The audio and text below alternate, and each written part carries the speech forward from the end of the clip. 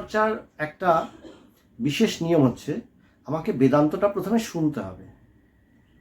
বেদান্তটা যেভাবে যেভাবে শুনতে থাকবো, যেমন যেমন শুনবো, সেই অনুসারেই কিন্তু সাবজেক্টটাও আমার কাছে বোধগম্য হতে শুরু করবে।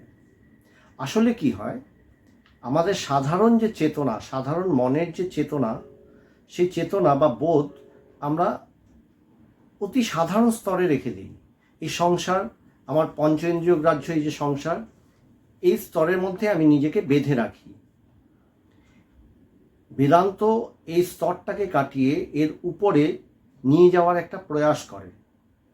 যেই আমার মনটাকে ঊর্ধ্বগামী করার চেষ্টা করতে থাকে বেদান্ত, তখনই কি হয়, আমার মন যেন একটা বিরোধিতা করতে শুরু করে, আমার নিজের সাথে একটা বিরোধিতা করতে শুরু করে। আমি যেন কিছু বুঝতে পারছি না। আমার মন আমাকে বোঝায় যে আমি বুঝতে পারছি না। যেইমাত্র আমার মন আমাকে বোঝাতে শুরু করে যে আমি বুঝতে পারছি না, আমার বুদ্ধি যেন কাজ করছে না, তখন আমিও সেটার কবলে চট করে পড়ে যাই। আমি ভুলে যাই যে আমার মন আমার সাথে নানান রকম ছলনা সে সবসময় করতে থাকে। কেমন জানো, একটা বাচ্চা ছেলে, একটা শিশু, তার যা প্রয়োজন পড়ে সেই প্রয়োজনটা সে আদায় করে নিতে জানে। তার একটা খেলনার দরকার, মা বাবার কাছে সে এমনভাবে আবদার করবে, বায়না করবে, মা বাবা বাধ্য হবে তাকে খেলনাটা দিয়ে দিতে। যদি তাতে কাজ না হয়, সে কান্নাকাটি করে হুলস্থুল করে দেবে, সে খাওয়া দাওয়া বন্ধ করে দেবে, সে প্রচণ্ড চিৎকার চেঁচামেচি করবে, রাগের চোটে জিনিসপত্র ভাঙচুর করবে। সব কিছুর উদ্দেশ্য কি? খেলনাটা আদায় করা, আসলে তার দাবিটা পূরণ করা। তা আমাদের মনও কিন্তু অনেকটাই সেরকমভাবেই কাজ করে। সেটা কার সাথে করে? আমার সাথেই করে। আমারই মন আমারই সাথে আমাকেই ছলনা করতে থাকে প্রত্যেক মুহূর্তে, আর আমি আমার এই মনের দাসত্ব সবসময় করে চলি। তো এই কথাটা সাধারণত আমরা খেয়াল করি না বা বুঝি না। তাই বেদান্ত শ্রবণের প্রথম নিয়ম কি? যে তুমি শুনতে থাকো। তোমার মন বা তোমার বুদ্ধি যদি বারবার বলে আমি না ঠিক বুঝতে পারছি না, এই কথাটাকে বিশেষভাবে পাত্তা দিও না। তোমার কাজ হচ্ছে শুনে যাওয়া, মন দিয়ে শোনো। শুনতে শুনতে দেখবে আস্তে আস্তে তোমার অন্তর চেতনা যেন এইটার সাথে টিউনিং করছে। দেখবে ধীরে ধীরে এই জিনিসটা তোমার কাছে নিজের থেকে রিভিল হতে শুরু করবে, প্রকাশিত হতে শুরু করবে। তোমার অন্তর চেতনায় সমস্ত কিছু ধীরে ধীরে অটোমেটিক প্রকাশিত হতে শুরু করবে।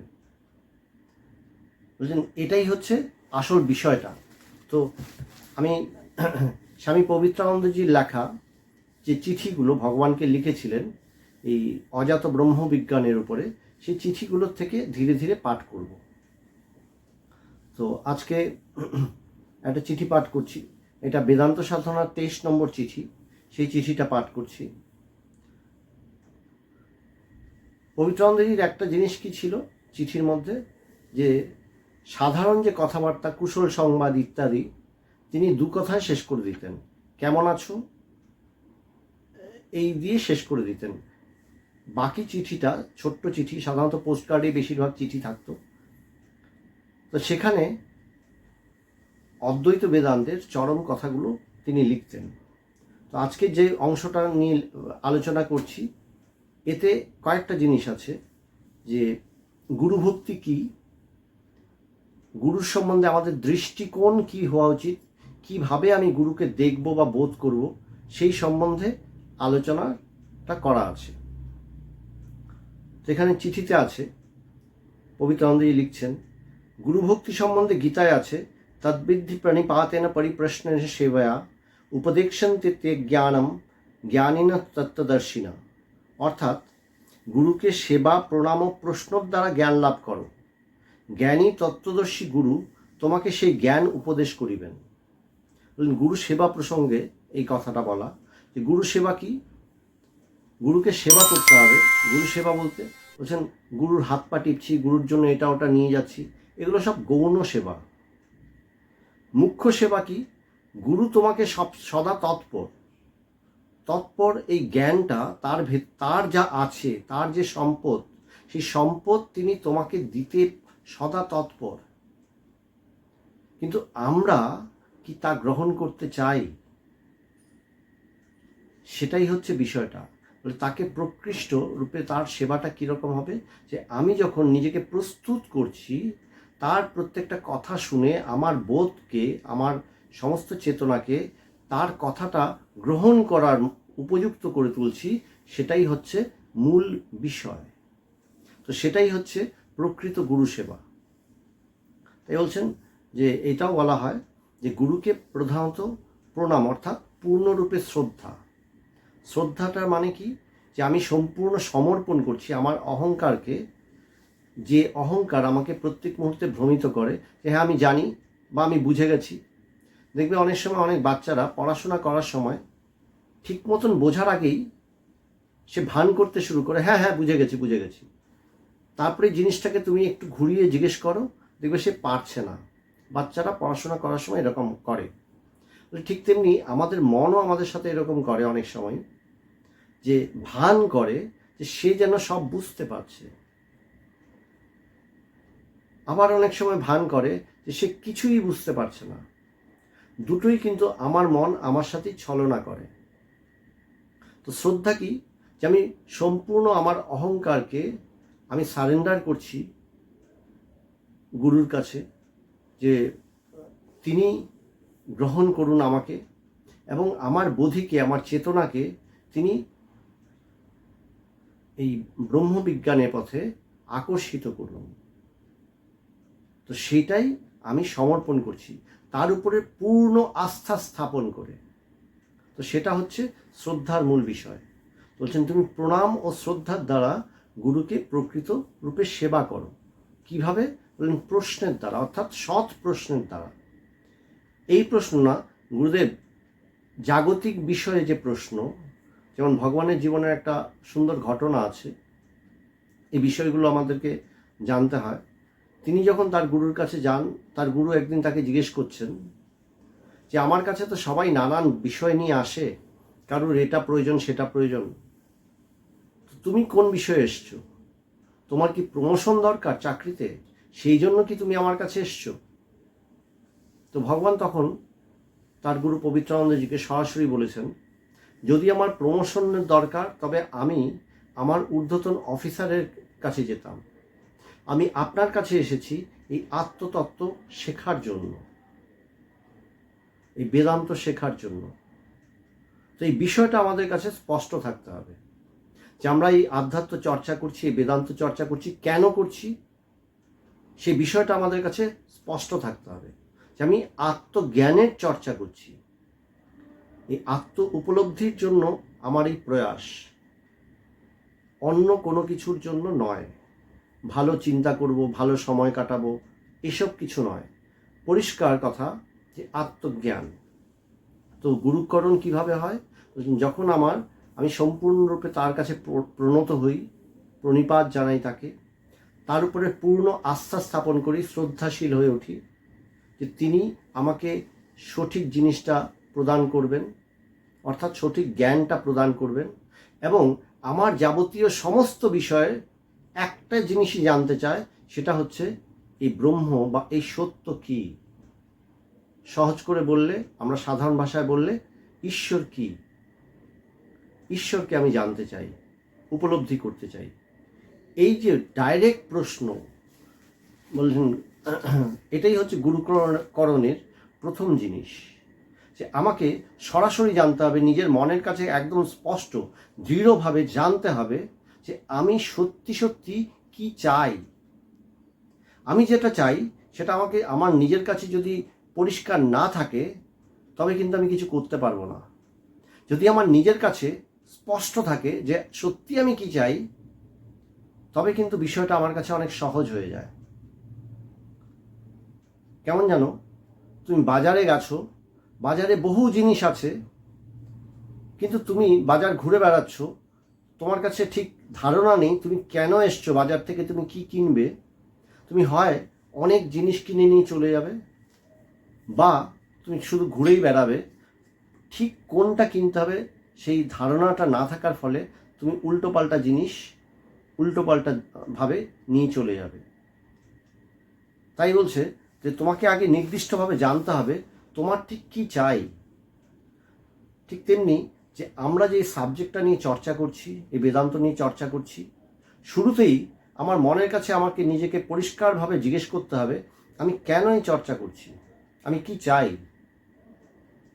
সেটা হচ্ছে গুরুকরণের প্রথম কথা, যে আমি উপলব্ধি করতে চাই, ঈশ্বর উপলব্ধি করতে চাই, আত্মজ্ঞান লাভ করতে চাই, ব্রহ্মবিজ্ঞান আমার কাছে প্রকাশিত হোক, এই জন্য আমি গুরুর কাছে এসেছি। এই বিষয়টা সরাসরি ডাইরেক্ট যখন আমার কাছে স্পষ্ট থাকবে, তখনই বিষয়টা আমার কাছে অনেক বেশি সহজ হয়ে উঠবে। আসলে কি হয়, ঈশ্বর লাভ অনেকে বলে খুব কঠিন। কেন কঠিন? তার কারণ আমার নিজের মনের কাছেই এই বিষয়টা স্পষ্ট থাকে না যে আমি প্রকৃতই কি চাই। প্রকৃতই আমি যা চাই, আমি যেটা খুঁজছি, সেটা যদি আমার ধারণায় সুস্পষ্ট থাকে, তবে বিষয়টা আমার কাছে অনেক সহজ হবে। বুঝছেন, গুরুকরণের প্রথম জিনিস হচ্ছে এটা। তো এখানে তারপরে পবিত্রানন্দজি আবার জুড়ছেন একটা লাইন, বলছেন এখানে তার গুরু স্বামী কৃষ্ণানন্দজির কথা বলছেন। আমার গুরুদেব বলতেন, অর্থাৎ কৃষ্ণানন্দজি, স্বামী কৃষ্ণানন্দজি বলতেন, বাছুর যদি তার মায়ের বাটে ঢু মারে বা খোঁচা দেয় তো গাভী দুধ দেওয়া বন্ধ করে। যে এই বাছুর করে না, অনেক সময় দেখবে গরু যখন দুধ খায়, সেটা যদি ভালো করে দেখো, দেখবে অনেক সময় না গরু, বাছুর আর কি, মায়ের বাটের মধ্যে খোঁচা দেয়। যখন খোঁচা দেয় তখন মা তাকে সরিয়ে দেয়, তাকে আর দুধ খেতে দেয় না। অর্থাৎ কি, গুরুকেও আমরা অনেক সময় নানানভাবেই খোঁচা দেই, অবজ্ঞা করি, তিনি যেটা বলছেন সেটাকে ঠিকভাবে পালন করছি না বা বুঝতে চাইছি না। আমাদের মনের মধ্যে বহু সংশয়, বহু দ্বন্দ্ব, বহু জিনিস, মানে বহু বস্তু বিষয়ক, এই সংসার বিষয়ক বহু চিন্তা নিয়ে তার সামনে গিয়ে হাজির হই। সেটাও কিন্তু গুরুকে এক প্রকার খোঁচা মারা। তিনি বোঝাতে চাইছেন আমাকে একটা বিষয়, এক উন্নত বিষয় বোঝাতে চাইছেন, আর আমি তাকে সাধারণ বিষয় টেনে আনছি। তো ভগবান একবার হাসতে হাসতে বলছেন, কেমন জানিস, যে একজন জ্যোতির্বিজ্ঞানী, হ্যাঁ, সে টেলিস্কোপ দিয়ে মহাজাগতিক সব জিনিস দেখছে, এই ইউনিভার্সে কোথায় কি হচ্ছে সেটা সে টেলিস্কোপ দিয়ে দিনের পর দিন সে অবজার্ভ করছে, সে নোট করছে। সে একটা খুব রেয়ার একটা ফেনোমেনন তার টেলিস্কোপে ধরা পড়েছে, সেটাকে সে ক্যালকুলেট করছে, সেটাকে সে দেখছে, অবজার্ভ করছে, সেটার থেকে সে জ্ঞান আহরণ করার চেষ্টা করছে, বোঝার চেষ্টা করছে। এমন সময় সেই জ্যোতির্বিজ্ঞানীকে তার বউ এসে বলছে যে বাজারে যাও, বেগুনটা কিনে আনো, বেগুন না আনলে আজকে খেতে পাবে না। তো ভগবান হাসতে হাসতে কথাটা বলছিলেন যে বিষয়টা কি, আমরা অনেক সময় ঠিক ওই রকমই কাণ্ড করি। গুরু আমাকে প্রাণ ঢেলে ঈশ্বরীয় কথা শোনাচ্ছেন, এই আত্মতত্ত্বের কথা বোঝাচ্ছেন, প্রাণ ঢেলে বোঝাচ্ছেন, আর আমি বোকার মতন না বুঝে ওই বেগুনের কথা বলে ফেলি, যে বাজার থেকে বেগুন আনতে হবে। তো এটাই হচ্ছে যে বাছুরের মায়ের বাটে ঢু মারা। তখন গুরু সেই তত্ত্ব বাধ্য হয়ে বলা বন্ধ করেন, না, এ দেখছি এখনও এই তত্ত্ব শোনার উপযুক্ত নয়। তখন তিনিও সাধারণ কথা বলেন যে ঠিক আছে বাবা, তুমি জপ ধ্যান করো। বলে জপ ধ্যান, বলছেন সুন্দর কথা, বলছেন জপ ধ্যান কে করে? বলছে একেবারে এটা যোগাবশিষ্ট রামায়ণে আছে। বশিষ্ঠদেব রামচন্দ্রকে বলছেন যে যে অধম অধিকারী, অধমাধম অধিকারী সে জপ করবে, যে অধম অধিকারী সে ধ্যান করবে। ধ্যান এমনি দুর্লভ, ধ্যান হতে চায় না। বলছেন যে অধম অধিকারী সে ধ্যান করবে, যে উত্তম অধিকারী সে বিচার করবে, আর যে সর্বোত্তম যে অধিকারী সে গুরুবাক্য শোনা মাত্রই সেটা বোধে বোধ করবে।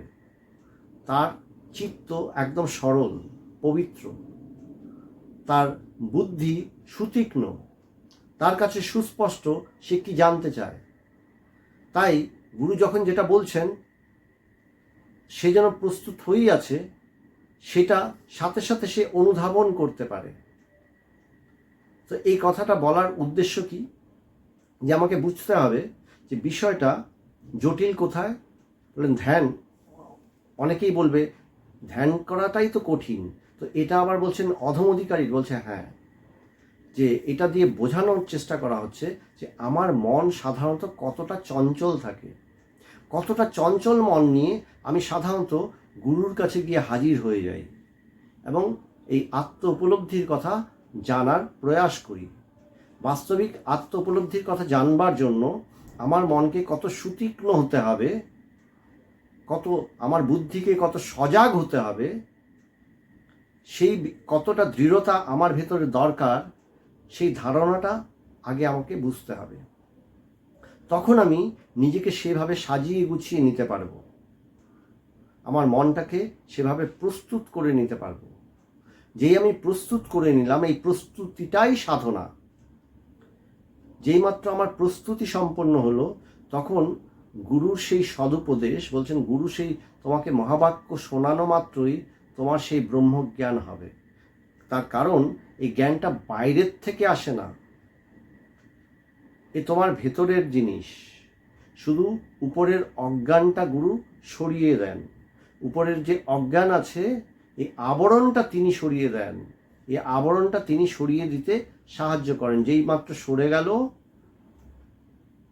জ্ঞান তো স্বয়ং প্রকাশ। তাই বিষয়টা একদমই সহজ, কিন্তু বিষয়টা কঠিন হয়ে ওঠে, জটিল হয়ে ওঠে আমাদেরই নির্বুদ্ধিতার দরুন। তা আমাদেরকে তাই কি বলছে, সুচিন্তিতভাবে বুঝতে হবে বিষয়টা। আগে দৃঢ়তা আনতে হবে মনের মধ্যে যে আমি কি চাই। তো পবিত্রানন্দজি একটা সলিউশন দিচ্ছেন, যে কি সলিউশন, কি বলে সহজ একটা সলিউশন, যে গুরুকে জগতের অন্যান্য যে কোনো আত্মবস্তুর ওপর ভালোবাসার চাইতে বেশি ভালোবাসতে হবে। যে তুমি সলিউশনটা কি, আমি কি করে চট করে এই জায়গাটা লাভ করব। বলে আমারও তো সময় নেই, আমি দীর্ঘদিন ধরে ধ্যান করছি, দীর্ঘদিন ধরে জপ করছি, বছরের পর বছর হয়ে যাচ্ছে, দীক্ষা নিয়েছি, তারপরে বছরের পর বছর কাটাচ্ছি, বলছে না আমার অত সময় নেই, আমার চটজলদি চাই। আধুনিক যুগে আমরা সবাই শর্টকাট মেথড বের করি, শর্টকাটে করে নেব কাজটা। বলে এখানে শর্টকাট আছে। শর্টকাটটা কি, যে গুরুকে তুমি সব থেকে বেশি ভালোবাসো। যত রকমের ভালোবাসা আছে, সমস্ত ভালোবাসার থেকেও অধিক ভালোবাসো গুরুকে।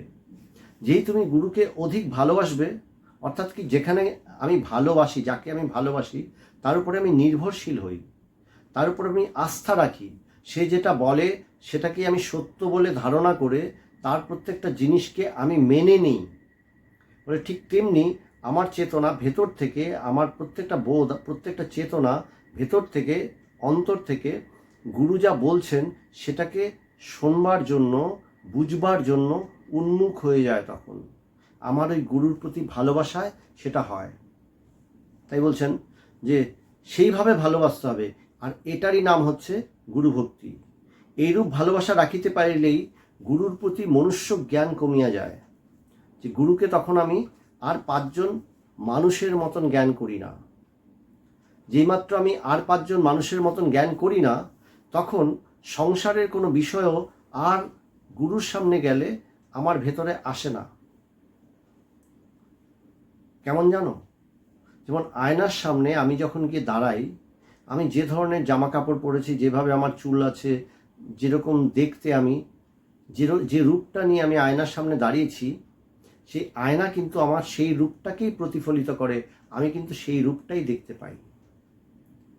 আমি যখন গুরুর সামনে গিয়ে দাঁড়াই, তখনও কি হয়, তখনও আমার অন্তরটা যা আছে গুরু কিন্তু সেটাকেই রিফ্লেক্ট করেন।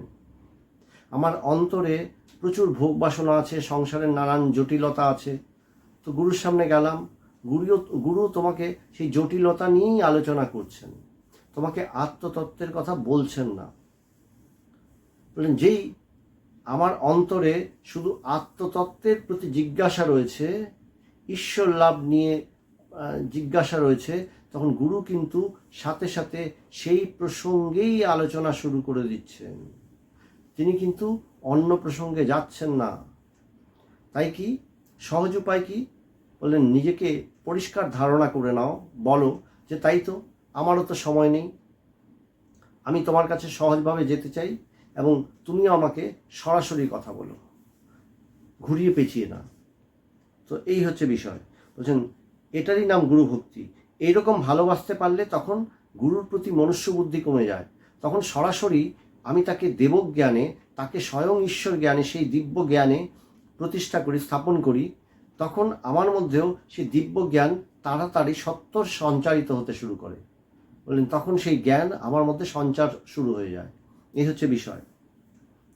বললেন তাতে হইবে এই যে গুরুদেবের স্থূলদেহে অবস্থিত মুখ হইতে নিঃসৃত বাণীর দিকেই একটানা লক্ষ্য পড়িবে।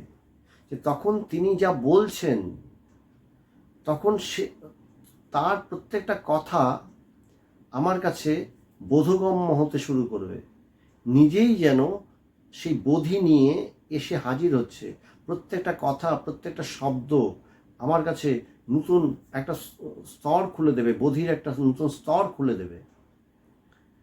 ভালোবাসাটা যদি গভীর না হয়, তখনই মনে হবে যে আমি অনেক কিছুই বুঝতে পারছি না।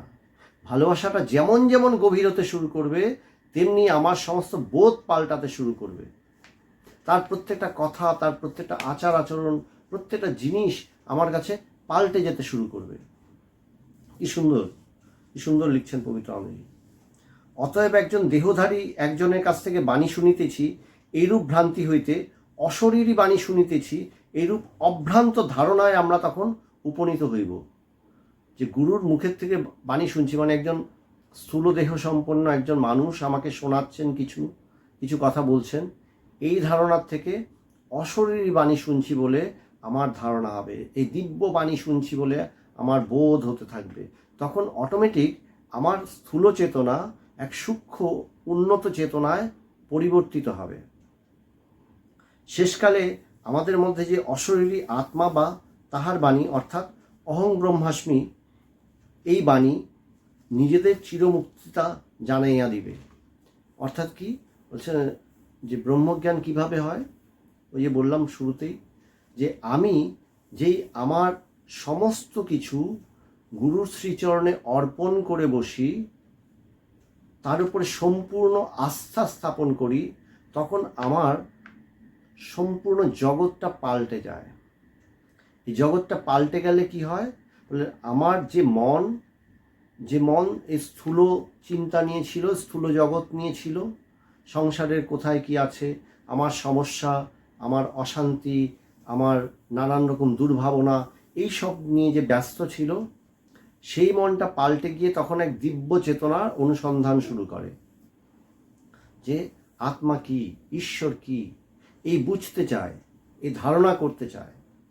সাধারণ মন যতক্ষণ সে পঞ্চ ইন্দ্রিয় গ্রাহ্য, এই সাধারণ মন, সেই সাধারণ মন এই স্থূল জগৎকেই অনুসন্ধান করে। তার কাছে এই জগৎটাই বেশি সত্য বলে বোধ হয়, সেও এই স্থূল জগৎ নিয়ে তখন গুরুর সাথে আলোচনা করে। যেই মাত্র আমার ভালোবাসাটা, গুরুর প্রতি ভালোবাসাটা সুতীব্র হয়, তখন আমার সমস্ত কিছু পাল্টে যেতে শুরু করে। তখন আমার ভেতরটা একদমই অন্য মাত্রা ধারণ করে। তখন আমার কাছে স্পষ্ট হয় তার সমস্ত কথাটা অশরীরী বাণী বলে মনে হয়, দিব্য বাণী বলে বোধ হয়, এবং তার প্রত্যেকটা শব্দ, তার প্রত্যেকটা কথা অন্য রকম হতে শুরু করে। তার প্রত্যেকটা বাণী আমার কাছে অন্য বোধ সঞ্চার করতে শুরু করে। দেখব বলছেন গুরুর প্রত্যেকটা কথাই, গুরুর প্রত্যেকটা শব্দই এক একটা মন্ত্রের মতন মনে হয়। দেখবে যখন মন্ত্র উচ্চারণ হয়, সেই মন্ত্র যখন আমি উচ্চারণ করি, তখন নিজের মধ্যে না একটা শিহরণ হয়। তুমি যদি মন্ত্র উচ্চারণ করো, সামনে দুর্গাপূজা আসছে, বেশিরভাগ মানুষই সাধারণত দুর্গাপূজায় অষ্টমীর অঞ্জলি দেই। তো যখন সেই মন্ত্রটা ঠিকভাবে উচ্চারণ করি, যখন ঠিকভাবে আমি অঞ্জলি দেই, তখন অন্তরটা, নিজের হৃদয়টা অটোমেটিক একটা শিহরণ হয়। সেই ভালোবাসা, সেই শ্রদ্ধা নিয়ে যদি আমি উচ্চারণ করি, তখন একটা অটোমেটিক শিহরণ জেগে ওঠে। বলে ঠিক একইভাবে গুরুর প্রত্যেকটা কথা, তার প্রতি এত ভালোবাসাটা এত সুতীব্র যে তার প্রত্যেকটা কথা আমার মধ্যে একটা যেন অদ্ভুত শিহরণ জাগিয়ে তোলে, যে হ্যাঁ, তাই তো বিষয়টা এতটাই সহজ বলে বোধ হয়। তার কারণ আমি একটা সহজ সরল শিশুর মতন। গুরু যেন আমাকে, যেমন বাবা একটা শিশুকে হাত ধরে, মানে ছোট্ট ছেলেকে হাত ধরে নিয়ে চলছে, ছেলে জানে না বাবা আমাকে কোথায় নিয়ে চলছে, কিন্তু ছেলে পরম নিশ্চিন্ত, সন্তান পরম নিশ্চিন্ত, বাবার হাত ধরে চলেছি, বাবা আছে তো ভয় কি, সে আমাকে সব জায়গায় নিয়ে যাবে, সমস্ত বিপদ থেকে উদ্ধার করবে, সে আমাকে নিয়ে চলছে। বাচ্চা কিন্তু সে আপন মনে খেলে যাচ্ছে, কিন্তু সে নির্ভর করছে বাবার উপরে, বাবার হাতটা কিছুতেই ছাড়ছে না। বলে ঠিক তেমনি গুরুও আমার চেতনাকে, আমার সমস্ত বোধিকে, আমার বুদ্ধিকে আকর্ষিত করছেন। আমার কাজ কি? সম্পূর্ণ সমর্পিত হওয়া। আমি শুধু তাকে অনুসরণ করছি, তিনি হাত ধরে নিয়ে চলছেন। এই যে নিয়ে চলছেন, যেতে যেতে কোথায়? বলছেন এই স্থূল জগতের বন্ধন কাটিয়ে, বলছেন আমরা হয় না যে যখন ধ্যান করতে বসি সব থেকে বড় বাধা কি হয়? আমার এই দেহের বোধ, এই দেহবোধই আমার সব থেকে বড় বাধা। দেখবে যারা একদম শুরুতে ধ্যান করতে বসার পরেই যেই ধ্যানটা হতে শুরু করে, অদ্ভুতভাবে শরীরে নানা ধরনের চুলকুনি শুরু হয়, তারপরে নানা ধরনের শরীরের মধ্যে বিচিত্র টাইপের ব্যথা শুরু হয়, তারপরে মনে হবে শরীরে যেন কারেন্ট মারছে, অদ্ভুত দেহগত ফিলিংস হতে শুরু করে। তারপরে কি হয়? বলে আরেকটু সূক্ষ্ম হলো, মন আরেকটু ধ্যানে গভীরে যেতে শুরু করলো, তারপরে মনে হয় শরীর যেন শূন্যে ভাসতে কোথায় উড়ে যাচ্ছে, কখনো কখনো মনে হয় আমার হাত পাগুলো খুলে কোথায় ছিটকে বেরিয়ে যাচ্ছে গিয়ে। এই ধরনের বিচিত্র সব বোধ হতে শুরু করে, ধারণা হতে শুরু করে। অনেকে ভয় পেয়ে চোখ খুলে ফেলে, ধ্যানটাকে ভেঙে চোখ খুলে ফেলে। বলে কেন এরকম হচ্ছে? বলে এরকম হচ্ছে তার কারণ হচ্ছে অত্যাধিক দেহবোধ। আমাদের দেহবোধের এই যে জায়গাটাকে আমরা কাটাচ্ছি। যেমন একটা রকেটকে প্রথম যখন মহাকাশে পাঠাতে হয়, তখন সেটার মধ্যে ট্রিমেন্ডাস একটা থ্রাস্ট জেনারেট করতে হয়। প্রচণ্ড থ্রাস্ট ছাড়া রকেটটা মহাশূন্যের দিকে যাত্রাই করে না, সে পৃথিবীর আকর্ষণে সে আটকে যায়। তাই প্রথমেই প্রচণ্ড একটা থ্রাস্ট জেনারেট করতে হয়।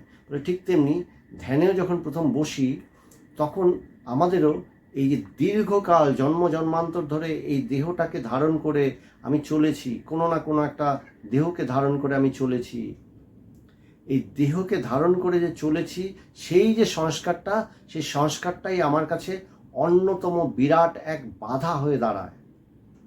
সেই অন্যতম বিরাট বাধাটাকে কাটাতে হলে আমাকে কি করতে হবে? বলে শুধু একটা ছোট্ট কাজ, পবিত্রানন্দজি ছোট্ট একটা সলিউশন দিয়েছেন। কি? যে তুমি তোমার গুরুকে অকৃত্রিমভাবে ভয়ঙ্করভাবে ভালোবাসো, তার উপরে সম্পূর্ণ আস্থা স্থাপন করো। ঠিক যেভাবে ছোট্ট বাচ্চাটা, সন্তানটা তার বাবার উপরে নির্ভর করে, আস্থা রাখে যে বাবা আছে, বাবার হাত ধরে চলছি, যত যাই হোক বাবার হাত কিছুতেই ছাড়ে না। বলে ঠিক তেমনি বললেন আমি গুরুর প্রত্যেকটা কথাকে তীব্রভাবে ধারণা করছি, শুনছি, এক মনে ধারণা করছি। বলে কি হবে তাতে? বললেন এই তীব্র ভালোবাসায় আমার সমস্ত কিছু পাল্টে যায়। তখন তার সাধারণ কথাও আমার কাছে অন্য মাত্রা লাভ করে, অদ্ভুত হয়ে যায়। এই জগৎটা তখন আমার কাছে একটা অদ্ভুত হয়ে যায়। বলে এটাই হচ্ছে মজা আধ্যাত্মিক জগতের, এই হচ্ছে একটা ভীষণ সুন্দর মজা। তাই বলছেন গুরুর থেকে, বলছেন এই রহস্য, বলছেন এই আধ্যাত্মিক জগতের রহস্য কি? বলছেন গুরু ভক্তিতেই সব কিছু। ভগবান একটা কথা বলতেন, এই আধ্যাত্মিক জগৎটা একটা জিনিসের উপরে দাঁড়িয়ে আছে, কি জানিস? বললেন গুরু শিষ্যের এই অপূর্ব প্রেমের উপরে দাঁড়িয়ে আছে। আজকে এই বিষয়টা নিয়ে আলোচনাটা। আজকের আলোচনার মূল বিষয় হচ্ছে গুরু শিষ্যের এই অপূর্ব প্রেম। যখন শিষ্যকে দেখেন, গুরু বোঝেন যে শিষ্য এরকমভাবে আমাকে ভালোবাসছে এবং তার সম্পূর্ণ চেতনা এখন সেই মহাবাক্য শুনবার মতন প্রস্তুত হয়েছে, তখন গুরু আমাকে সেই মহাবাক্য শোনান, অহং ব্রহ্মাস্মি বা তত্ত্বমসি, তুমি সেই ব্রহ্ম, আমি সেই ব্রহ্ম। আমি অর্থাৎ জীব চেতনা, সেই পরব্রহ্ম, সেই পরম চেতনা, সেই পরমাত্মা। এই বোধটা তার সেই বাক্যে বলছেন, সম্পূর্ণ আস্থা স্থাপনের দরুন তার সেই বাক্য শ্রবণ মাত্রই আমার সম্পূর্ণ চেতনা সে ব্রহ্মজ্ঞান লাভ করে। আমার সম্পূর্ণ জীব চেতনা তখন সেই ব্রহ্ম চেতনায় বিলুপ্ত হয়। আমি করি এখানটাতে বলছেন, এটাই তখন জানবে যে সেই পরাপ্রাণী বা শ্রেষ্ঠ বাণী, এটাই গুরুর শেষ উপদেশ, যে তোমাকে তিনি মহাবাক্য শোনাচ্ছেন। সেই মহাবাক্য শ্রবণ মাত্রই আমার সেই ব্রহ্মজ্ঞান হচ্ছে, আমার জীব চেতনা সম্পূর্ণ বিলুপ্ত ঘটছে, শুধু সেই পরম চেতনাই থেকে যাচ্ছে, সেই জায়গায় পৌঁছাচ্ছি। তারপরে পবিত্রানন্দজি শেষ করছেন, তোমার স্বপ্নটি এই বাণীরই দোতক, স্বপ্নের লাঠি না হইলে স্বপ্নের বাঘ যাইবে কি করিয়া, জাগরণের লাঠি ব্যবহারের পূর্বেই স্বপ্নের বাঘ পলায়িত। যে কি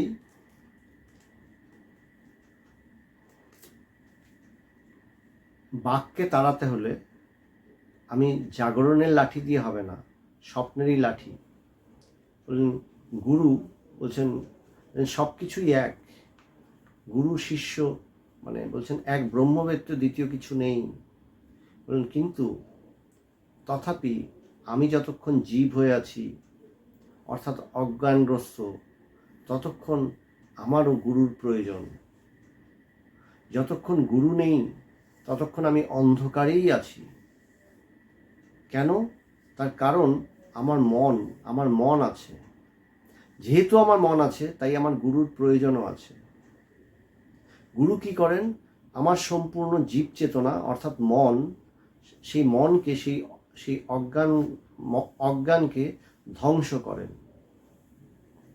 যখন আমার সম্পূর্ণ মন ধ্বংস হয়, তখন দেখি তাই তো শুধু আমি শুদ্ধ চেতন স্বরূপ আত্মা।